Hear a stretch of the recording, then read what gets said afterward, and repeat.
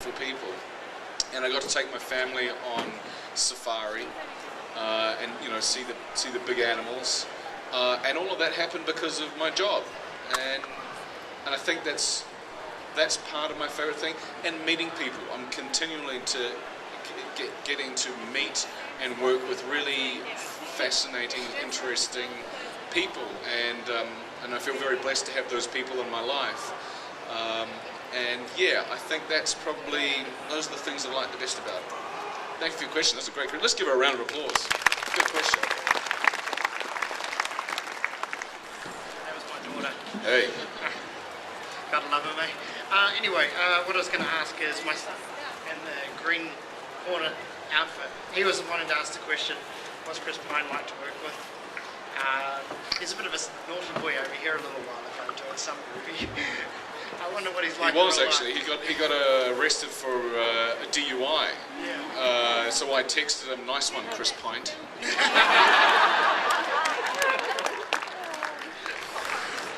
That's going to be my name from now. Hey, Pint. He can still drive in America, though. Yeah.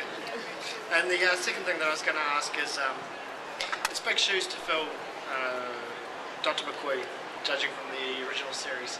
But I'm guessing you've probably by now rubbed shoulders a lot with the old crew. I love rubbing shoulders. With the old crew, the original series crew. Well, the ones that are alive, apart from them and Spock and whatever. How did they feel about your portrayal of Bones? Oh, that's a great question, actually. I'll tell you a little story that was one of the most touching things that happened to me. Hey, by the way, are you dressed up like from the detective from the first Batman movie? Damn good idea. Yeah, that's what I thought. You know the guy? Yeah. I was told by somebody when I put my scarf around my neck I looked like a slave owner. Rorschach? Something like that. Right. Okay, good. Yeah, look, okay, this is what happened. I was going to a charity event, William Shatner's charity event, and I was walking into it, and behind me was Leonard Nimoy and his wife, and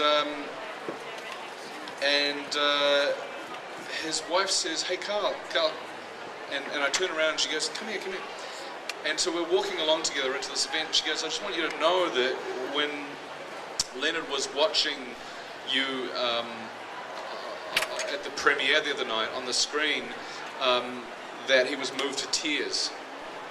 And that blew me away, because, and I don't necessarily believe it was because of the performance of what I was doing, but I think there was obviously enough elements and similarity to what I was doing that reminded him of his dear friend, that it moved him to tears. And that was like, it doesn't get any better than that.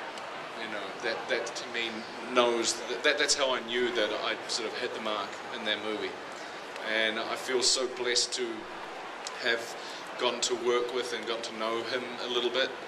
And he was such a lovely, warm-hearted, smart, funny, dry funny man, and I feel richer for having known him.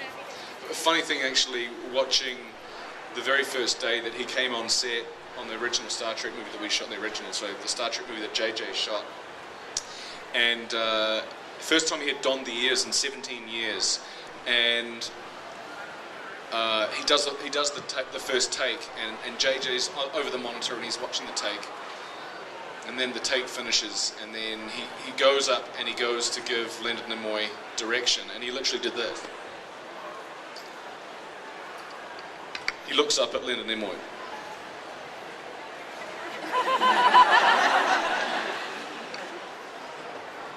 Yeah, exactly.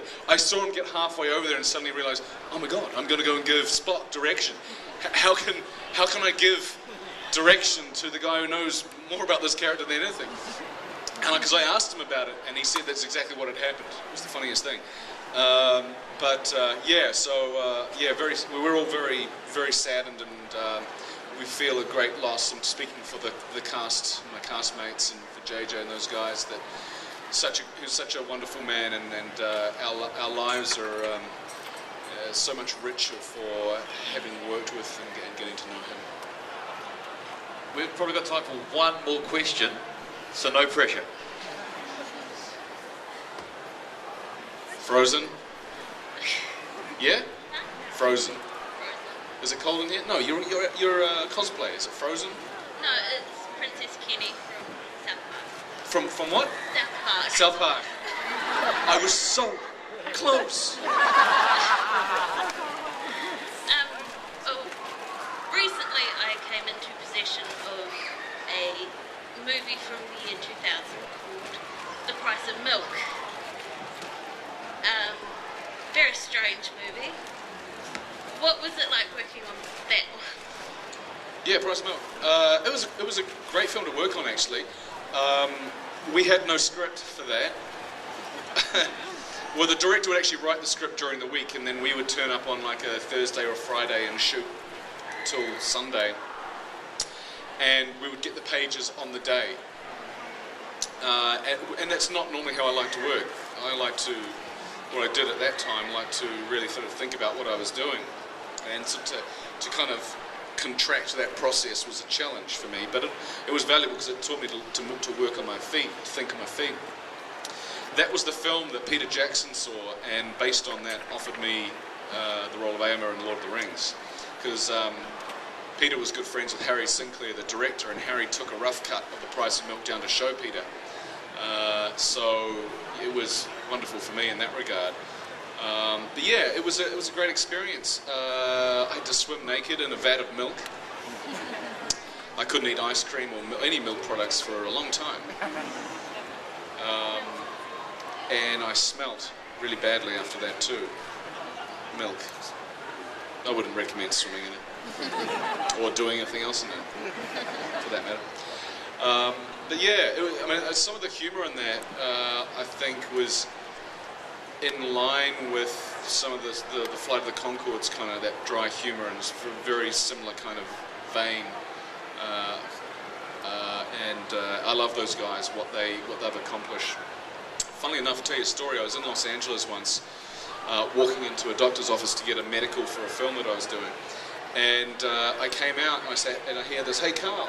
And I turn around, there's these two guys, and then they said, "Oh, yeah, we're in LA, we're sort of pitching a TV show." And I'm like, "Oh, yeah, good for you." Yeah. And that's like, "Yeah, you guys, you're doing really well, and we want to, do what you're doing." And I'm thinking, "Yeah, right, good one. Good luck, guys." Jermaine Clement and Brett McKenzie, Fly the Conchords. Hey, I think that's all we got time for. I want to thank you very much. You've been a wonderful audience. And thank you again for having me in this great city of yours. Thank you. Thank you very much. Karl, just did my job. Better.